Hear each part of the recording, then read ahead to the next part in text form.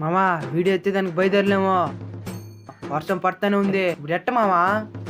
మనం ఈ వానని ఆపలేం, మన వీడియోని ఆపలేం. నువ్వు రాసుకున్న కాన్సెప్ట్ బయట పోయి ఎత్తేది కదా మామా. బయట పోతే సెల్లు తెడిచిపోతుందా? సరే ఒక పని చేద్దాం, ఏంది ఇక్కడనే ఇదే విధంగా కూర్చొని వీడియో ఎత్తేద్దాం. ఎట్టది? నువ్వు ఏదో ఒకటి మాట్లాడుతుంటరా, దాని కామెడీ కానీ మెసేజ్ కానీ నేను మార్చేస్తాను. కానీ ఇప్పుడు నేనేం మాట్లాడేదా? వాన పడతా ఉండదే, వాన గురించి నీకేమైనా డౌట్లు ఉన్నాయా? ఉన్నది. వాటిని అడిగి చెప్తా. ఈ వాన నుంచి తప్పించుకోవాలంటే ఏం చేయాలా? గొడుగు కొనుక్కోవాలా. ఇది మరి మాట్లాడితే కోపం వచ్చేది. గొడుగు కొనుక్కొని నాకు తెలుదా? వాన కోసం గొడుగు కొనుక్కునేది, ఎండ కోసం కాదు. ఇప్పుడు నీకు ఒక ఇన్ఫర్మేషన్ ఇస్తాను చూడు. ముందు మనిషి గొడుగు కనిపెట్టింది ఎండ నుంచి రక్షణ పొందేదానికి, ఆ తర్వాత దాన్ని వాన నుంచి రక్షణ పొందేదానికి కూడా ఉపయోగిస్తాను. ఇంటి రోజులు వానకు మాత్రం గొడుగు ఉపయోగించాలనుకున్నాను. ఎండకి గొడుగు లేకుండా తిరిగి ఇది మరకు నల్లగా అయిపోయింది. నేనా ఎంత నీకడే తెలుస్తుంది మామా. ఎప్పుడు ఆ ఫోన్లో గేమ్ ఆడదే కాదు, అప్పుడప్పుడు పుస్తకాలు తెరిచి కూడా చదివితే ఇవన్నీ తెలుస్తాయి. ఇంకమెట్టి పుస్తకాలు చదువుతాం గానే గొడుగు కాకుండా ఇంకేదని చెప్పు మామా. వాంట తప్పించుకునేదానికా?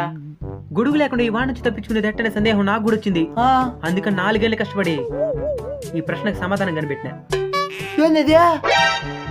ఈ వాన నుంచి తప్పించుకోవాలంటే ఎండాకాలం వచ్చేంత వరకు వెయిట్ చేయాలి.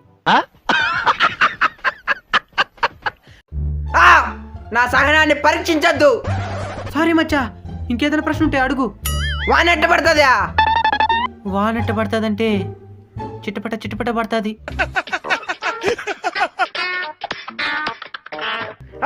చంపేసా నిన్ను. కట్టాంత చెప్పు, లేదంటే పిడి కుదురు కుత్తాను. కరెక్ట్గానే చెప్తాను మచ్చా, కూర్చోరా రారా. వానెట్ట పడుతుందంటే ఇప్పుడు మన పట్టరాని ఆనందంతో నవ్వినాం అనుకో, కళ్ళలో నుంచి నీళ్ళు వస్తుందా? అవును. ఆ విధంగా మేఘం కూడా పట్టరాని ఆనందంతో నవ్వినప్పుడు తన కళ్ళలో నుంచి వచ్చే నీళ్ళే ఈ చినుకులు. అంత నవ్వు మేఘానికి ఎవరు తెప్పించుంటారో? మనమే. మనసుకి ఇట్లా చూస్తే మేఘం హాయిగా నవ్వుతా ఉండదు. అవును మామా, నవ్వించి మేఘం నరంగా తెప్పేస్తాను. ఒరే, నేను ఇప్పుడు చెప్పిన సమాధానం తప్ప నీకు కూడా తెలుసు. ఇంత సోపు నేను చెప్పిన సమాధానాలకంత కుక్కలాగా మురిగి మనసుకి ఇట్ల వల్లే మేఘం ఆనందంగా ఉండదని చెప్తే మాత్రం అవును మామా ఏమి జీవిస్తున్నావురా. ఒక్కొక్కసారి పెద్దవాళ్ళు వచ్చి మొత్తం కొడుకొని వెళ్తుంది. దానికి కారణం ఏంది మామా?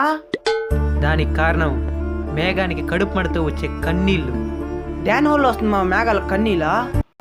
మనిషి స్వార్థంతో చేసే కొన్ని పనులు, అడవుల్ని విచ్చలవిడిగా నరికేయడం, కొండల్ని గుట్టలను కూడా వదిలేకుండా మట్టిని తరలించడం, చెరువులను ఆక్రమించి అపార్ట్మెంట్లు కట్టడం, ఇలాంటి అనర్థాలు చేసినప్పుడే అలాంటి విపత్తులు సంభవించేది. విపత్తుల వల్ల ఏదైనా లాభాలు ఉందా మామా? విపత్తులు అంటేనే నష్టం రా. ఆ నష్టంలో కూడా లాభాలంటే కొన్ని ఉన్నాయి. ఏంది మామా అది? విపత్తుకు ముందు, విపత్తుకు తర్వాత మన ప్రభుత్వం ఎలాంటి చర్యలు తీసుకుంటుందో దాన్ని బట్టి మనల్ని పరిపాలిస్తున్న ప్రభుత్వం సమర్థవంతమైందా కాదా అని తెలుసుకోవచ్చు. ఇంకా ఏం తెలుసుకోవచ్చు? మన చుట్టూ ఉన్న మనసున్న మహారాజులను కూడా తెలుసుకోవచ్చు. అదెట్ట మామా? విపత్తులు వచ్చినప్పుడు డబ్బున్న ప్రతి ఒక్కరు సహాయం చేయడు, కొంతమంది చేసేది. ఆ కొంతమంది మనసున్న మహారాజులు.